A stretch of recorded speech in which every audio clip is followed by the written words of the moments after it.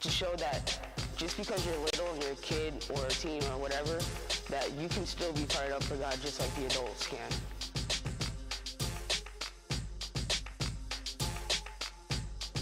When you're united for Christ, you're always ready to share the word with other people. Hey, how's it going, everybody? Tyrone Smith, the youth minister here at the Church Without Walls. I'm super excited to get this thing going as we close out the Can You Hear Me Now series. Harmony, can you hear me? Yes, I can. Good deal. Hey, so remember, let your friends know, let everybody know, like, subscribe, or share. We're about to close this series out, and it's about challenge you in regards to being and knowing that God has called you to do great things, but can you hear him? But the key is, how will you respond? Harmony, you ready to get this thing going? I'm very ready. Give the people what they want.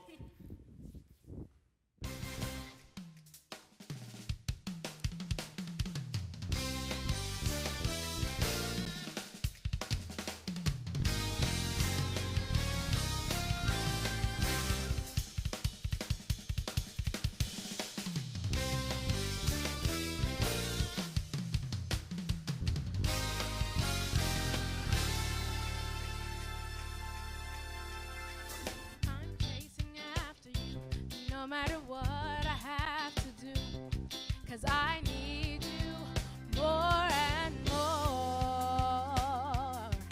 I'm chasing after you, no matter what I have to do, 'cause I need you more and more. I'm chasing after you, no matter what.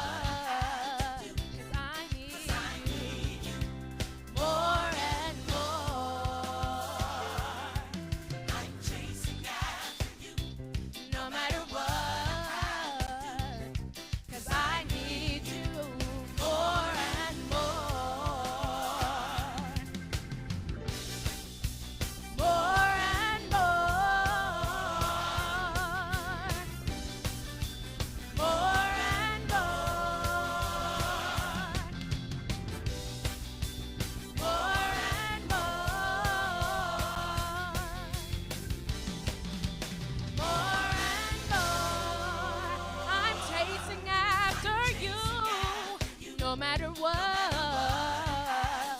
'cause I need you more and more.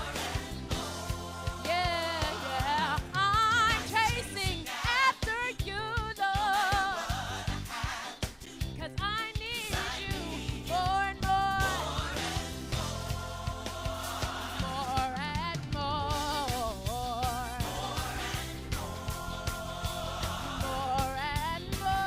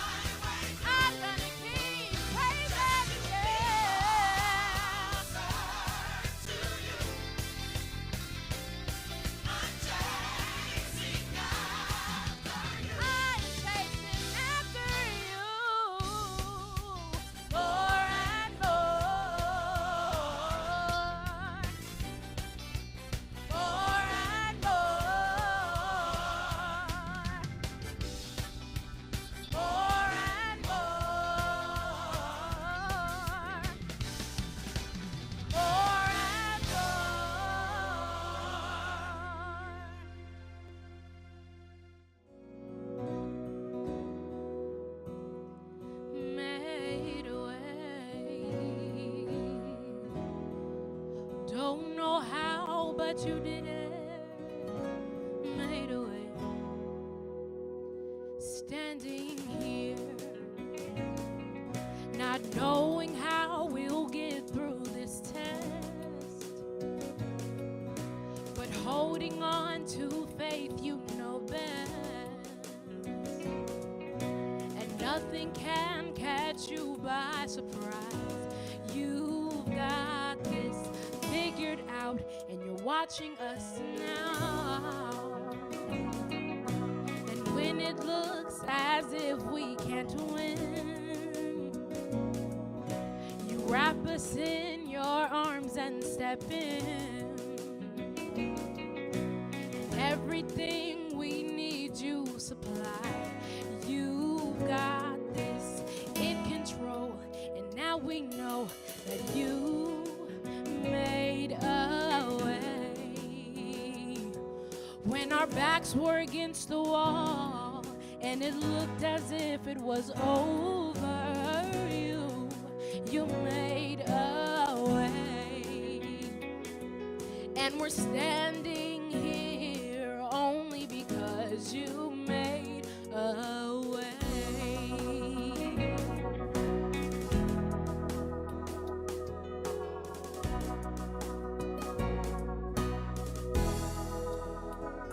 And now we're here, looking back on where we come from.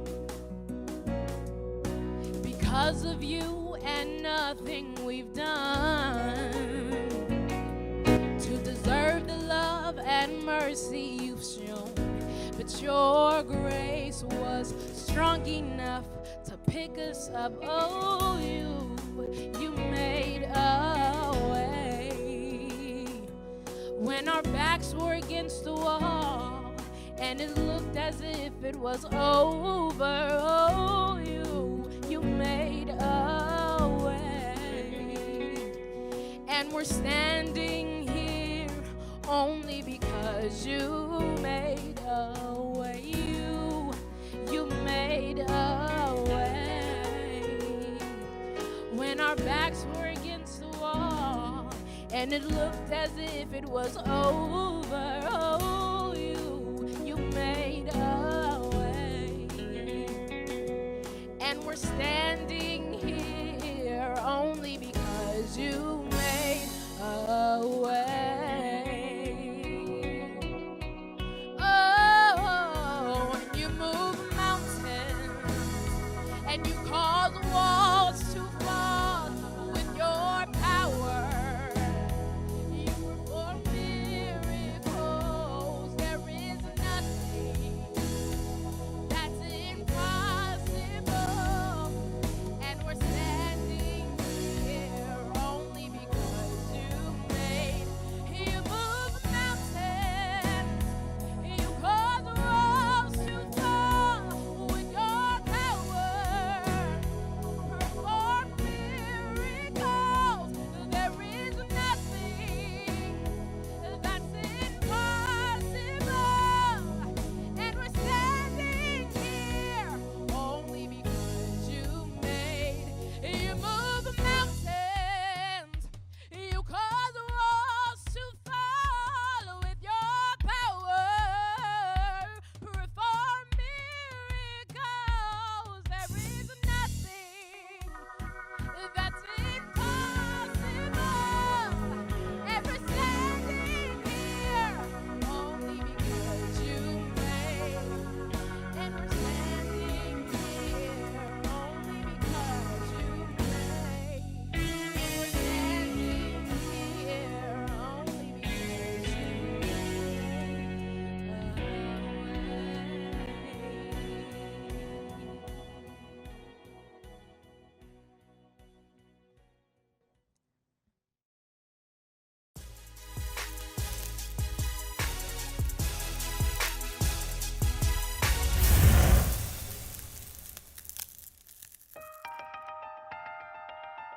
He is here, in this room, in your heart.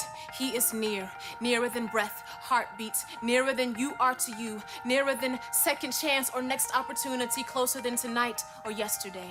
He is real, realer than touch, see, hear, smell, or taste, realer than reality. He is our reality, realer than joy, pain, sorrow, realer than the love of being in love. He is present like time, space, wind, silence, night. He is waiting like creation, like words on the tip of tongue, like songs that have yet to be sung. He is beauty, oranges, blues, every hue, every shade, sunset and sunrise. Whisper his name. He is holy, different, made human, became human, forgave human. He is spirit.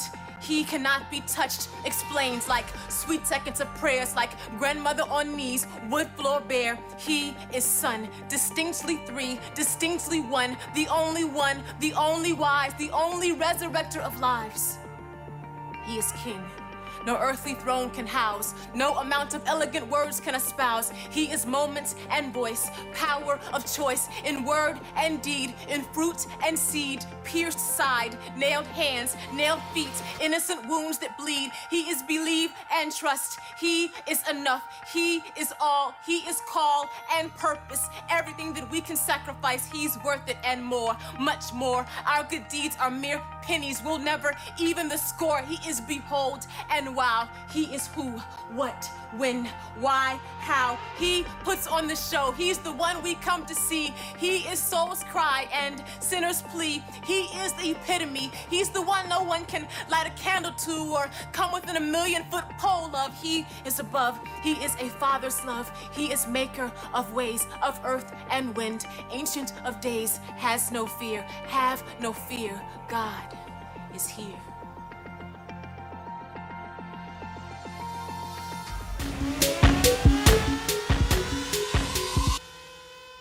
Hey, how's it going, everybody? I'm really excited, man, to actually close out this particular series. Can you hear me now? It's been a phenomenal past 4 weeks where we talked and dialogued and discussed about what it truly means to actually hear from God. Yes, I know you're actually checking me out and like, man, does the brother have a bullhorn in his hand? Yes, I have a bullhorn. And the reason why I actually have this bullhorn, because there was a point I wanted people to hear me. Yes, I needed them to hear me like loud and clear, like very clear. So I actually had a bullhorn. You may be asking, like, man, why did you need a bullhorn? When did you need a bullhorn? Have you ever coached middle school kids? Think for a moment. Maybe, maybe not. But if you've never coached middle school kids, you will have no idea what I'm talking about. So here it is. My wife and I, we're the volunteer coaches at our son's school. We're the middle school track coaches. And so we support the track team. And then, like, I'm trying to get the kids' attention, right? I'm, like, yelling and I'm screaming at my loudest, and yet these kids could not hear me. And I told my wife, I said, you know what, Monica? We have about 4 bullhorns. Yes, we have 4 bullhorns in our garage, and don't ask me why, but we have 4 bullhorns. And this is like the largest of the bullhorns that we actually have. Yes, and so I told my wife, I said, you know what, Monica? I'm going to get the largest bullhorn, and I'm going to take it to practice, the one with the little mic on it. And I'm going to make sure I have the bullhorn with the supersized batteries so the kids can hear my voice clearly. She's like, Tyrone, really? I'm like, yes, I'm taking the bullhorn. So I took the bullhorn to track practice. And I'm ready to start calling kids names so they can hear and understand my instruction in regards to my guidance on the track. You know, arms and knees. I need your knees, toes up. I'm trying to bark out instructions. And my bullhorn didn't work. I put brand new batteries in the bullhorn. This is the biggest bullhorn in the Smith household, and I was unable to use it. But I needed it to work. And my wife, she was like, Tyrone, like, really, what you got to understand, it's all about the relational capacity. I'm like, what do you mean? She's like, it's the relational capacity. I'm like, okay, she's getting spiritual right now. She's like, what you got to understand, Tyrone, by you connecting and engaging with the students over the next couple of weeks, and they get to know you and you get to know them, by you spending quality time with them, they will know your voice. They will hear you call, and they will answer. You won't have to yell. You will not have to scream. You will not have to get one of the 4 bullhorns that we actually have at our household and get the biggest one, by the way. Just relax, spend time, connect, and engage with the young people And I can assure you, based on your relational capacity, they will hear you, right? They will answer the call, they will heed instructions, and they will be okay. And I was like, thank you, beautiful wife of mine. And so think about this. With this particular series, it is titled, Can You Hear Me Now? And God didn't use the bullhorn when he got Moses' attention, Paul's attention, or Samuel, or countless others in the Bible. Just a voice, sometimes a whisper, but a voice. It wasn't a loud, booming voice, but it was a voice. And this series is really designed, as we talked about before, to really understand and know the call that God may have for you in your life. And we're going to just do a recap over what we talked about for the past 4 weeks and how Jesus called others, how God called others. And it was done in such a unique way. And remember, when he calls them, number one is because he has a relationship with them, when he called them by their name. But in this series, he called individuals by their name twice. That means he has a close relationship with them. And whatever it is he's going to say was super important. And so what I want y'all to think about for a moment, when you think about, can you hear me now, and the call that God may have for any one of you, is more so about how do you respond. Think about that. It's all about how do you respond. And we're going to read today's scripture, and we're going to see how a couple of individuals responded. And I'm going to break down the acronym for respond to give you biblical guidance, knowledge, and understanding about how you should respond and things that go into your response, all right? So we're going to read from Matthew 4, verses 18 through 22, all right? As Jesus was walking beside the Sea of Galilee, he saw two brothers, Simon, called Peter, and his brother Andrew. They were casting the net into the lake, for they were fishermen. Come, follow me, Jesus said. I will send you out to fish for people. At once they left their nets and they followed him. Going on from there, he saw two other brothers, James, son of Zebedee, and his brother John. They were in a boat with their father Zebedee, preparing their nets. Jesus called them. Immediately, they left the boat and their father, and they followed him. Now you have these men that become God in the form of man, and Jesus, he actually go and he calls them. He said, man, stop what you're doing. I need you to roll with me. They stop what they're doing, and they follow him. And then he goes to another set of brothers. He tells them, even though you're with your father, dude, I mean, I know that's your dad, but I need you to stop what you're doing, and I need you to follow me. And they stopped what they were doing, and they followed him. I'm like, man, could you imagine, though? Think about that. I'm a dad. I have two boys, TJ and Tyler. And then some man just like rolled up. It was like, TJ and Tyler, I need you to like stop what you're doing. I need you to follow me. And I'll be like, oh, yeah, I child mine. But Jesus, man, he had it like that. God in the form of man, he actually had it like that. So here it is, you have two sets of brothers that responded. Okay, cool, we're going to follow you. But not everybody respond like that. If God is calling you, how do you respond? If God is challenging you, how do you respond? And what we're going to do today, we're going to break down the stories that we covered over the past couple of weeks, and we're going to break down in regards to how you should respond. Number one, when you think about respond, it's about realization. It's about realizing that God has a purpose and a plan for you. If God calls you in a unique way, and we're going to talk about some of the unique ways here shortly, it's about realizing and knowing that God has a purpose and a plan for you. You could not have told me when I was in the 5th grade, this troubled kid at Ridgemont Elementary that got in trouble all the time, that people picked on me, talked about my head was too big, I was antagonized, I was bullied, I had low self-esteem. You could not have told me as a 5th grader or a 4th grader or a 7th grader or a 9th grader that God would actually have a purpose and a plan for me in my life. That wasn't my reality. So I thought. But I need each of you all to realize and understand and know that in your life, I need you to realize that God has a purpose and a plan for you. But it's about you being open, honest, genuine, and real with knowing that God has a purpose and a plan for you. Realize that.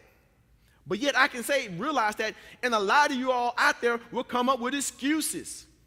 Yes, some of y'all will come up with excuses, like Moses in Exodus. He had excuses, and he made many excuses. And God came to him in the form of a burning bush, and he told him, I want you to go to Egypt. I want you to free my people, right? I want you to go to Egypt. I want you to challenge Pharaoh and tell him he's going to free my people, and you're going to lead them, right, on this great escape. And Moses was like, dude, like, I'm not even like qualified.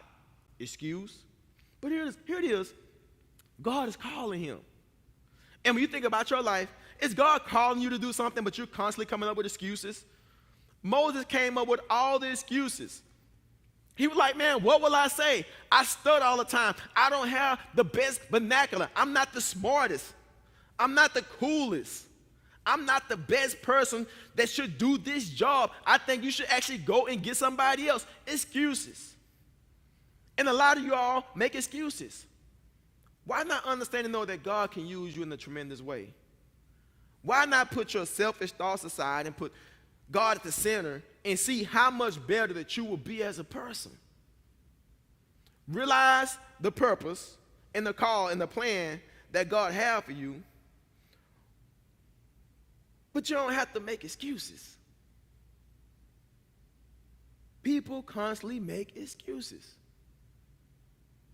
But maybe some of y'all are like shocked.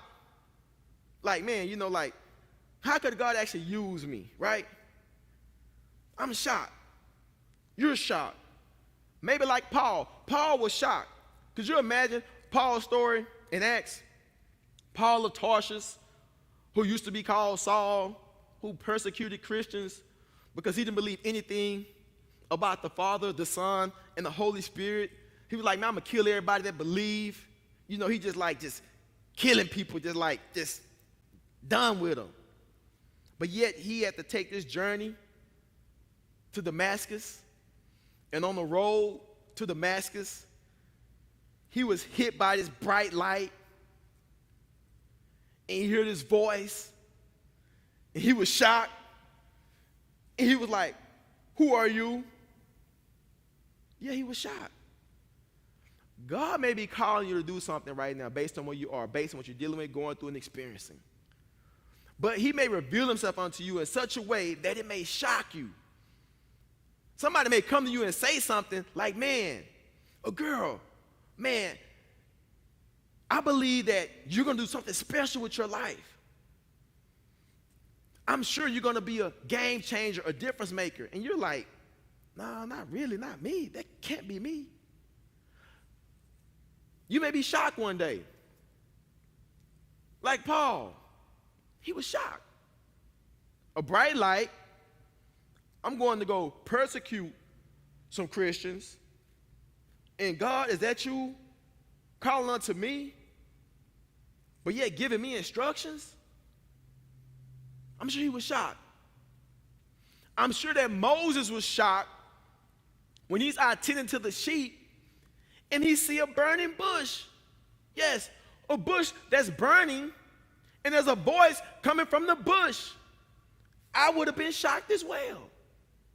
And so when you think about that shock effect, what is it in your life that God has shocked you about? Think about that for a moment. What is it in your life that God is trying to do in regards to getting your attention? That's shock treatment. Paul was shocked. Moses was shocked. Paul wasn't the best in regards to living a humane life. He was killing people just because of what they believed in. And you may be the individual like, man, how can God use me based on my past? Even Moses murdered somebody. Moses like, dude, based on my past. Paul like, based on my past. 2 Corinthians 5:17 reads, therefore, if anyone is in Christ, he or she is a new creation. The old is gone and the new has come. Despite your failures, your faults, or your circumstances or situations, God can use you where you are. But I need you to realize, understand, and know that God has a specific purpose and plan for you. Don't make excuses. Don't be so shocked when the moment and the time comes. But next thing I want y'all to do, pray. Pray. Pray daily to discover God's plan for your life. God challenges you. Okay, you beyond the shock treatment and everything, right? He's called you in a way, and you answer the call.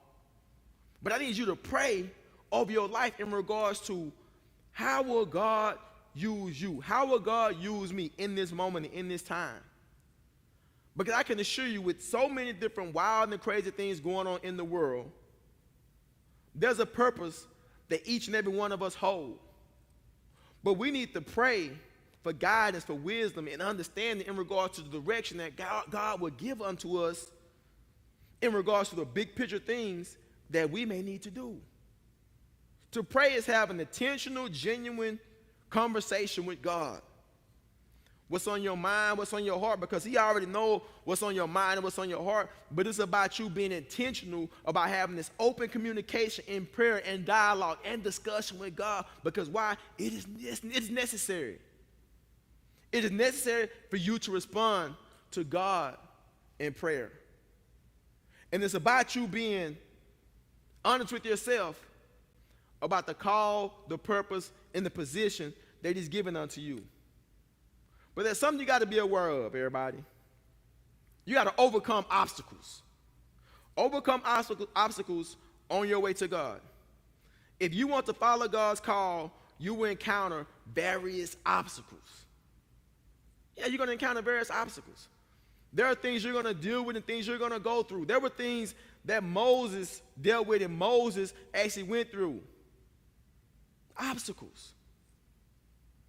But think about this for a moment. If you've ever wanted something in life and you put your all in, there were obstacles that you had to overcome. Think about that. You're going to face obstacles. I remember I was playing football one year, and I remember talking to this guy about ministry and about life and about being a believer. And one of my teammates was like, man, it don't take all that. And I'm just like sitting up here like, man, like, dude, why? Number one, I'm not even talking to you, number one. Like, why are you in this conversation? He's asking me some pertinent, specific questions, and he's just hating.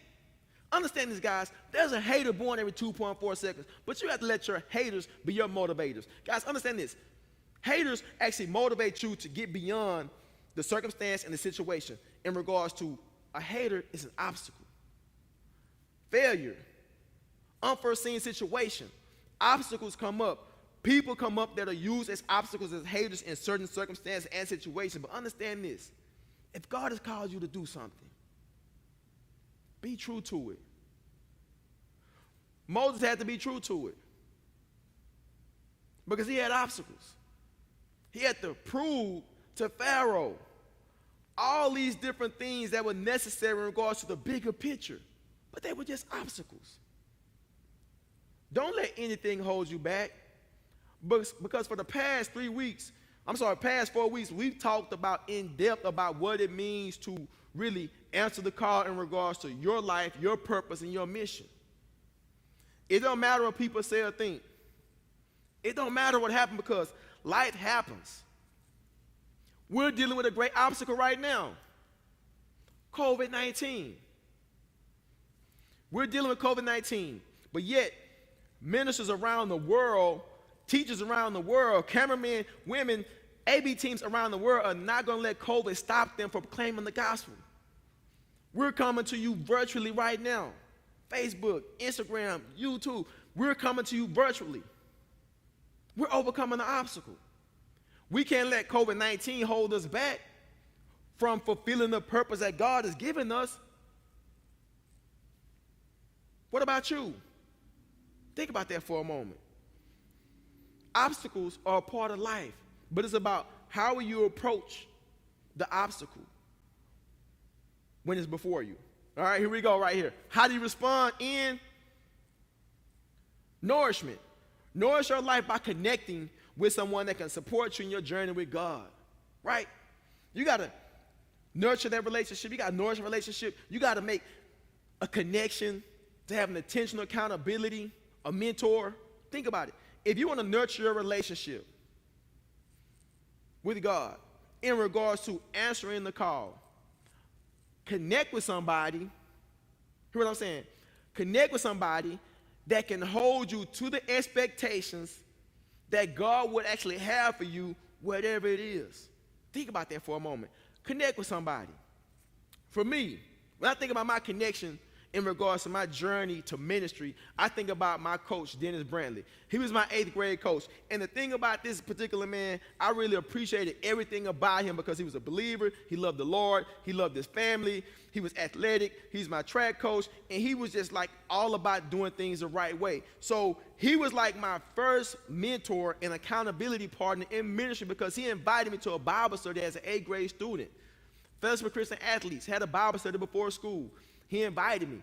He said, Tyrone, come to our Bible study. I'm like, man, Bible study is at 6:30 in the morning before school. I'm not coming to school extra early for Bible study. He was like, Tyrone, we have free donuts and orange juice. I was like, dude, sign me up. I will be there. How many donuts can I get? Can I get a dozen?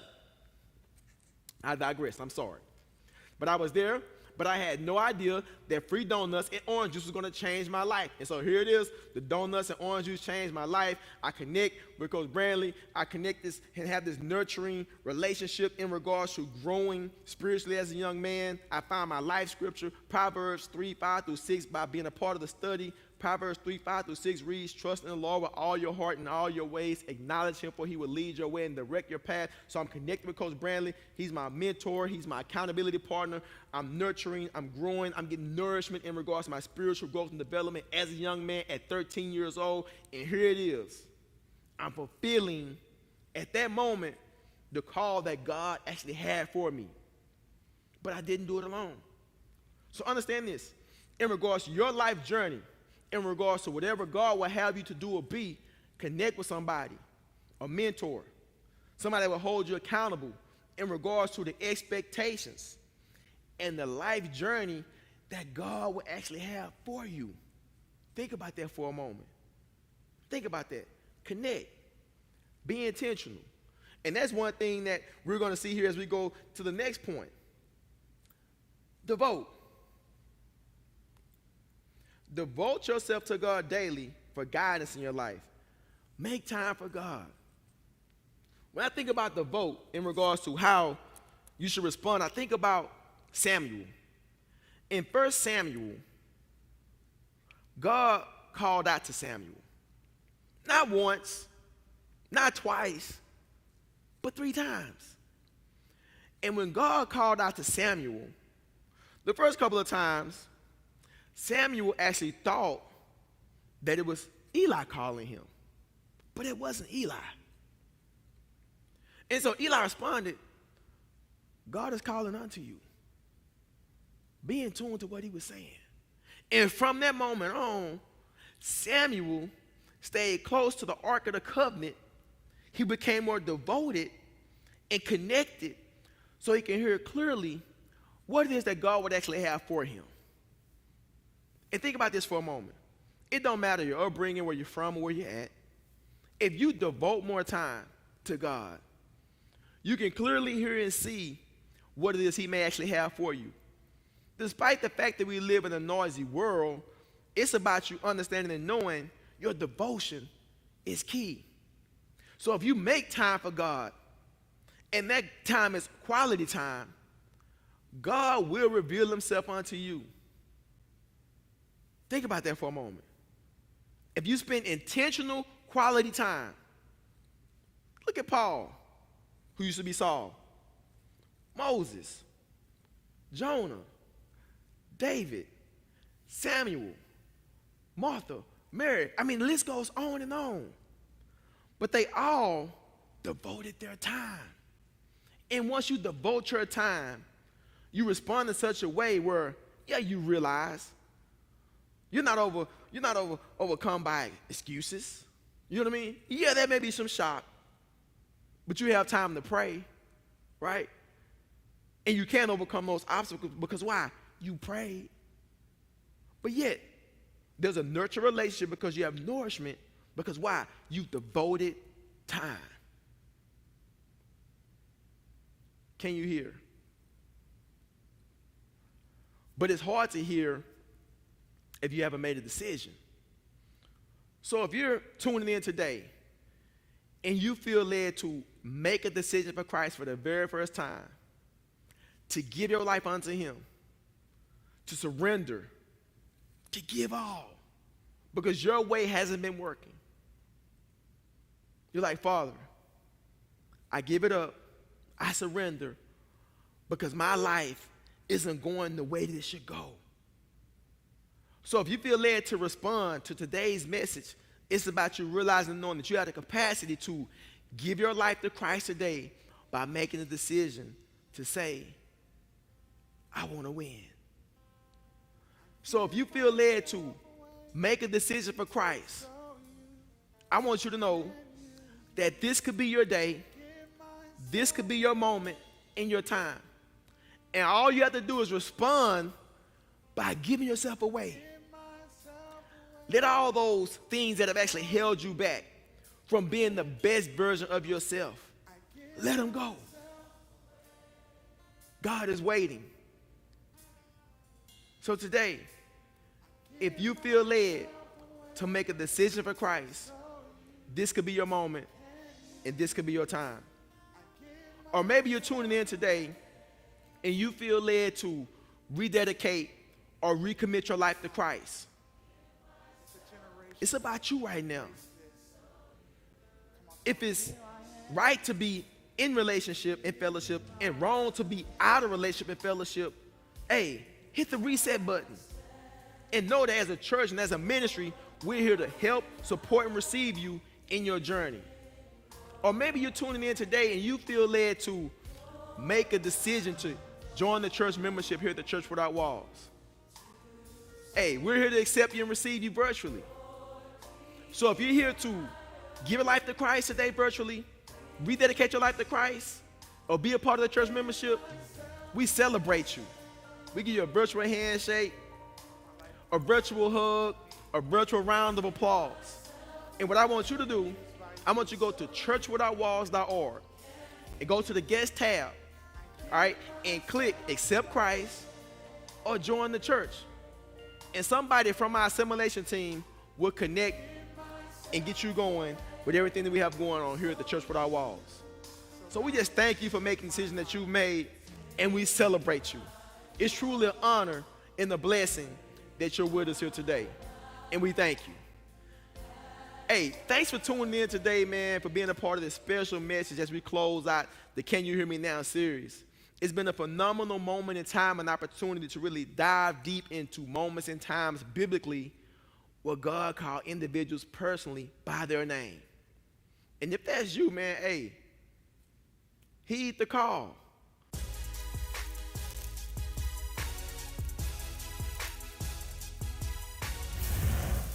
Hey, everybody, hey, man, thank you for tuning in, man, to be a part of the Ignite Sunday Live as we close out the Can You Hear Me Now series. Hey, but remember, we need to see you all again on next week. So invite somebody, let somebody know, let the whole world know, man, that we're here at the Church Without Walls with the Ignite Sunday Live trying to connect and engage and challenge you all to be all that God has called you to be. So thank you again from the bottom of my heart on behalf of our church, on behalf of our pastor, a.k.a.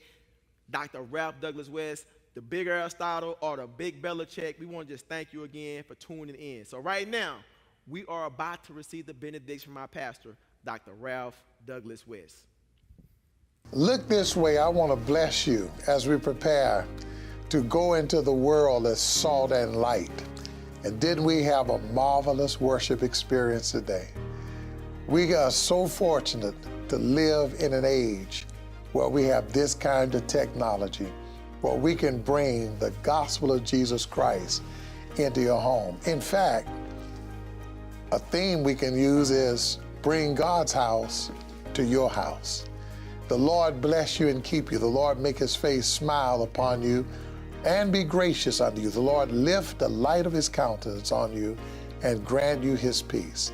And may the Lord bless you when you go out and come in, when you rise up early and settle late, in your labor and in your leisure, in your laughter and in your tears, until that day when we shall stand at the feet of Jesus, where there's no sunrise or sunset. Be encouraged.